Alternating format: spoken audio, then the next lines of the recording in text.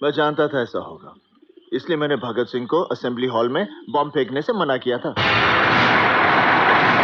देखो, आज हमारे पार्टी के लगभग सारे साथी जेल में हैं। किसी को काला पानी की सजा हुई है, किसी को फांसी की। नहीं, मैं भगत सिंह को फांसी लगने नहीं दूंगा। अगर हमें अपने क्रांतिकारी आंदोलन को जिंदा रखना है तो भगत सिंह को बचाना ही होगा।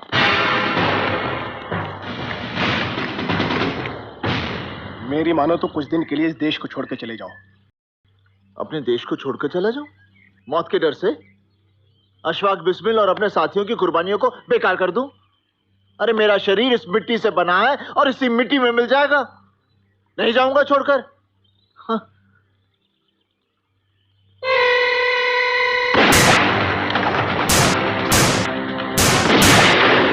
आजाद भाई! राज, पीछे हटो!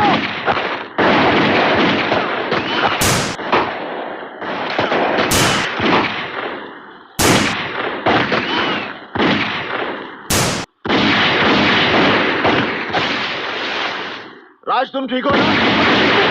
आजाद भाई, हम आखिरी सांस लेंगे। हम नहीं, मैं। राज, हमारे पास गोलियां बहुत कम हैं।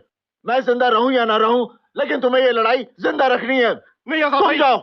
मैं आपको कहीं छोड़ के नहीं जा सकता। नहीं जा सकता। मैंने कहा ना राज, मैंने कहा ना तुम जाओ। नहीं आजाद भाई, जाओ। आजाद भाई।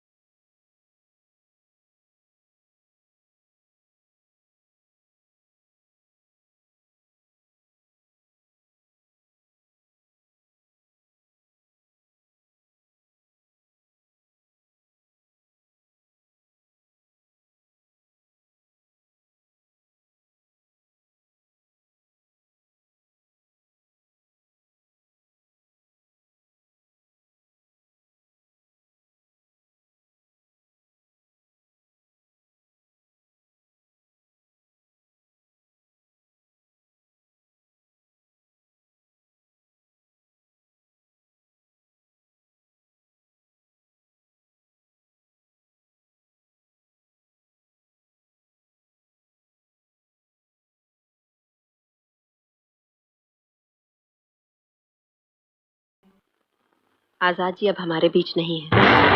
आजाद जी कैसे मर सकते हैं? उन्हें कोई नहीं मार सकता। आजाद जी जिंदा रहेंगे जब तक हम उन्हें याद रखेंगे। नहीं भाभी, मुझे यकीन नहीं हो रहा कि आजाद जी नहीं रहे। किसी को भी यकीन नहीं हुआ। जिन लोगों ने आजाद जी को अकेले 1 घंटे तक पुलिस वालों से लड़ते देखा, उन्हें भी नहीं। जब हम एल्फ्रेड पार्क पहुंचे तो लोग वो पत्थर और मिट्टी इकट्ठा कर रहे थे जिन पर उनका खून लगा था। जिस पेड़ के नीचे उन्होंने आखिरी सांस ली, उस पर लोग फीते और कपड़े के टुकड़े बांध रहे थे। कमला नेहरू जी ने उनके अंतिम संस्कार का सारा इंतजाम किया। पूरा इलाहाबाद उनकी शव यात्रा पर आने को उमड़ रहा था। अंग्रेज ये सब देखकर इतना डर गए कि उन्होंने रातों रात उस पेड़ को ही कटवा दिया ताकि लोगों के दिमाग से आजाद जी की छवि को मिटा सके। लेकिन यहां आने से पहले मैं उसी जगह पर एक पौधा रोपाई हूं। वो पौधा चंद्रशेखर आजाद की हिम्मत और बहादुरी को इस देश के लिए लड़ने वाले हर शख्स के दिल में जिंदा रखेगा।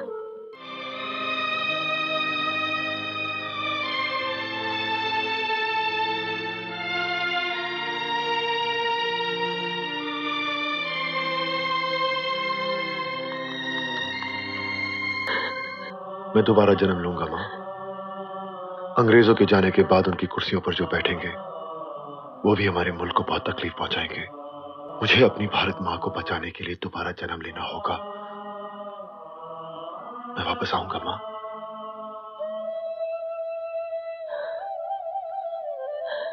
लेकिन मैं तुझे कैसे पहचानूंगी? तेरे बेटे के गले पर एक निशान होगा मां, तो पहचान लेगी। जाने से पहले मैं तुझसे कुछ सुनना चाहती हूँ। इनकलाब जिंदाबाद, इनकलाब जिंदाबाद, इनकलाब जिंदाबाद, इनकलाब जिंदाबाद, इनकलाब जिंदाबाद, इनकलाब जिंदाबाद, इनकलाब जिंदाबाद, इनकलाब जिंदाबाद, इनकलाब। नाज तुझको तो होगा भगत सिंह की मां, नाज तुझको तो होगा भगत सिंह की मां।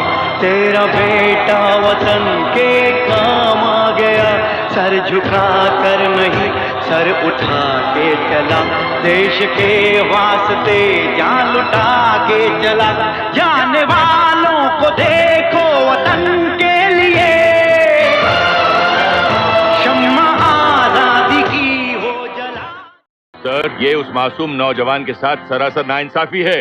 मत बोलो जेलर, जस्टिस इनजस्टिस तय करना हमारा काम है। कानून हम बनाते हैं और हम जब चाहे उस कानून को तोड़ सकते हैं। अंडरस्टैंड? तुम सरकार का नौकर है, ऑर्डर को फॉलो करना तुम्हारा काम है। Now just do that. Yes sir, you are right. मुझे तो सिर्फ ऑर्डर्स फॉलो करने चाहिए।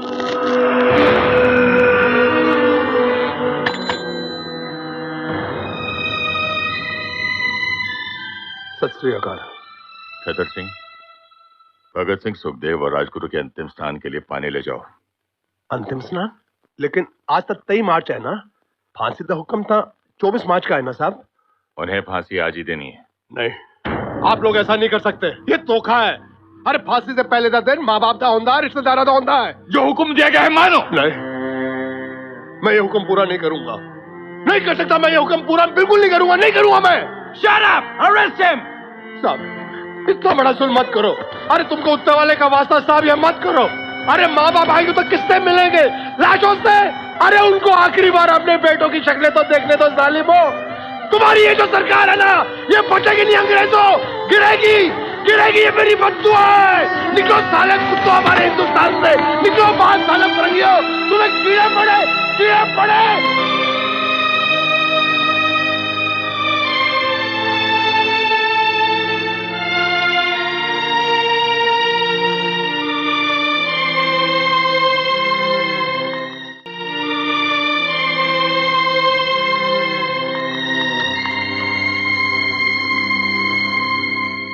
सरदार जी, फांसी देने का हुक्म आ गया है। आप तैयार हो जाइए। 2 पन्ने रह गए थे, पढ़ लूं? चलो कोई बात नहीं, फिर कभी पढ़ लेंगे। अर्थियां जब उठेंगी शहीदों की, ओ ऐ वतन वालों तुम सब्र खो न नहीं। ओ हंसते हंसते विदा हमको कर देना।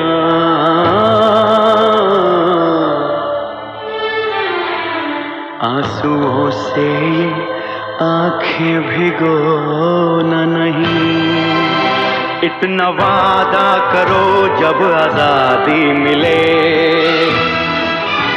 इतना वादा करो जब आजादी मिले। याद करना हमें, भूल जाना नहीं।